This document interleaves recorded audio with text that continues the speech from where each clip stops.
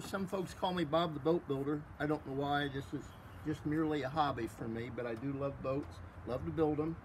I'm going to talk to you today about how to make a strop. You say, what's a strop? Well, if you watch one of our other videos, it talked about the rigging. The strop is what holds the block, which is what the lines run through to raise the sails onto the mast or wherever you need to hold them in place. So this is old traditional way to get one strand, and then you rewind it in a hoop. So this is old traditional ways of doing this. And so we're going to make a hoop or a loop. So you take a piece of line, just like this. We've got some 1/2-inch Hempex. Comes from J&W Rope Works out east. And we take it apart. This is 3-strand rope, so you get 3 strands like this. And then to make the hoop, because we got to wrap it 3 times, you divide it into thirds. You got a mark here, and I'm just checking my length. Yeah, we got a little bit more. So we're going to start. We're going to hold these two together, and I always like to go over the top. And you got to keep your twist. They have a little twist. One's twisted one way and one's the other. And you got to keep it tight and twisted, and it'll just kind of take a natural flow where they go. You got to keep in mind you're going to have 3 strands when you're all done. We've got 2 right now, and we're going to weave the 3rd one into it as we come around.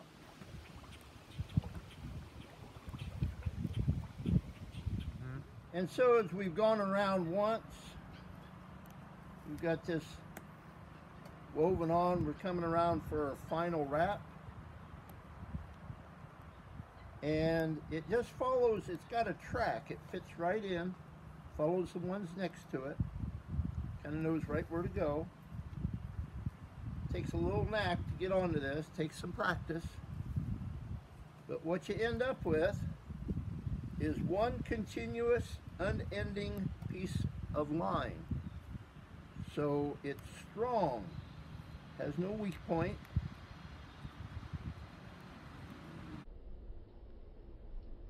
And there's just a lot of clever things that the old traditional boat building and shipbuilding techniques used.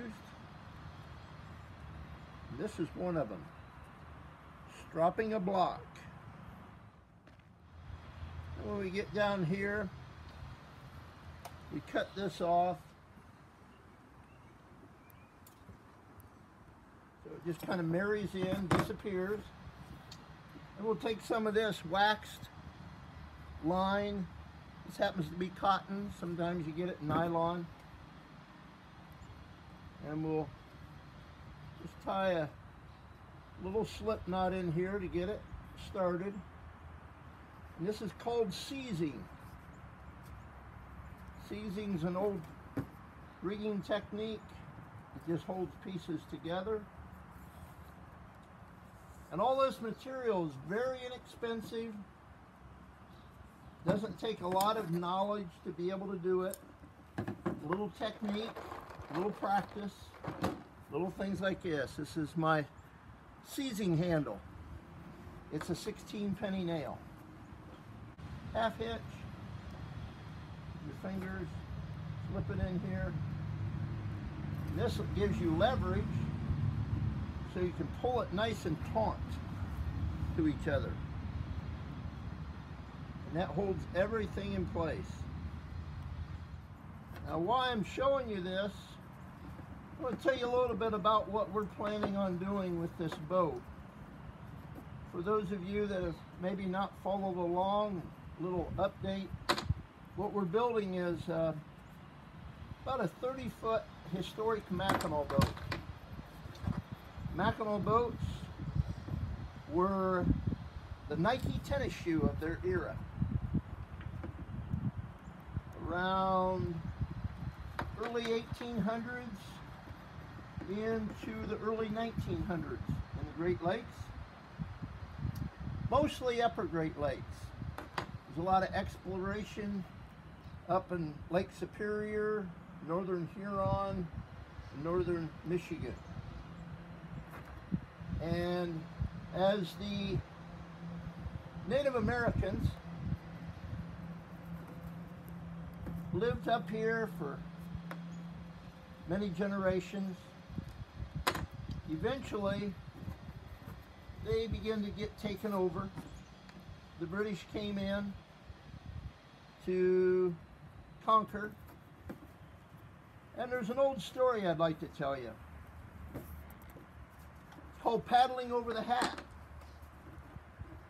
Paddling Over the Hat is back in an era when Native Americans' land routes were cut off by the British. Indians, Native Americans, or whatever term you like, were very nomadic. They would move with the seasons, fishing, hunting, harvesting. And they were caretakers. They didn't own anything. They took care of the land. What a concept, huh?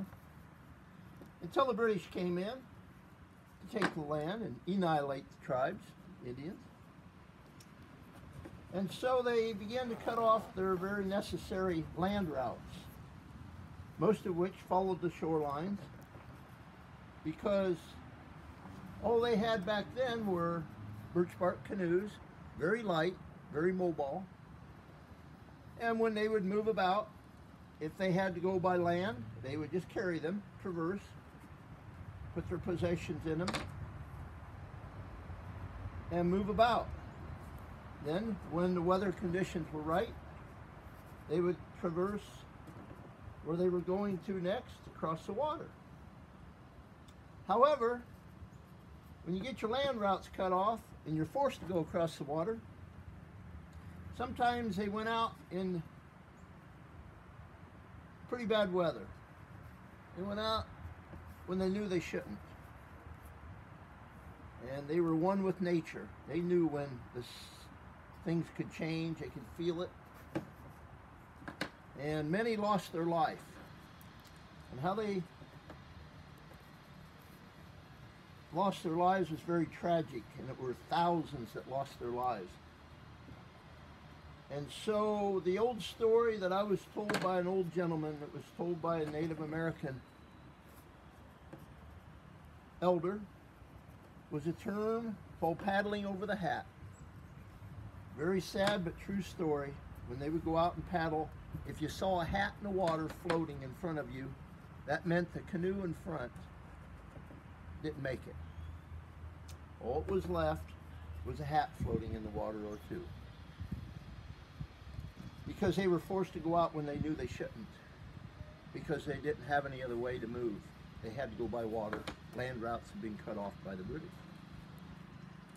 So after a while, they said, we've got to do something about it. And they created a wooden hull, not birch bark, but wooden hulled, stabilized vessel with sails. First sails were animal skins. And the term Mackinaw boat came in existence because the most treacherous waters in the Great Lakes were the Straits of Mackinac. And if you had to have a stable boat, that was the testing ground. You found out in a hurry whether it was stable and seaworthy or not. And even in the Lewis and Clark expedition, the Mackinaw boats became so famous that they said that they used Mackinaw boats in the Lewis and Clark expedition. They weren't Mackinaw boats, they were more flat-bottomed bateaus that they used in their river travel to carry their cargo and to float it. But because of the synonymous, they were famous. They were the Nike tennis shoe of the era. Even the Lewis and Clark expedition made note that they used Mackinaw boats. And most everyone liked to call their boat a Mackinaw boat.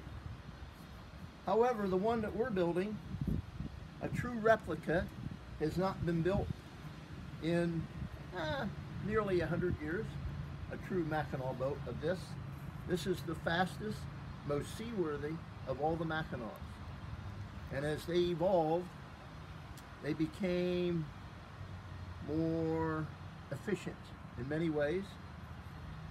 And these were called the Western Lakes Mackinaws. And the term Western Lakes meant Michigan, Huron, and Gitchagumi, otherwise known as Lake Superior. These boats sailed across the big waters.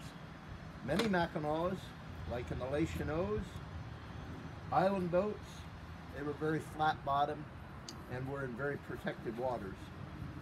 But this one was the fastest, most seaworthy in the long lineage of the historic Mackinaw boats.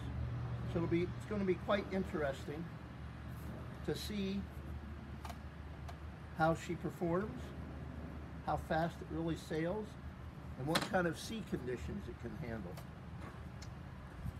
Anyway, we're just kind of finishing up here, but you get the idea. This is a continuous, and I'm seizing it just so that the bitter ends don't fray loose. And then we'll be taking a block, similar to what we did here, and putting inside of here, wrapping it around. We've got grooves in here to allow the strop to go into. And this will be put somewhere on the mast, the gaff, the boom, and secured. And it'll be very permanent, very flexible, very useful. So that's stropping a block.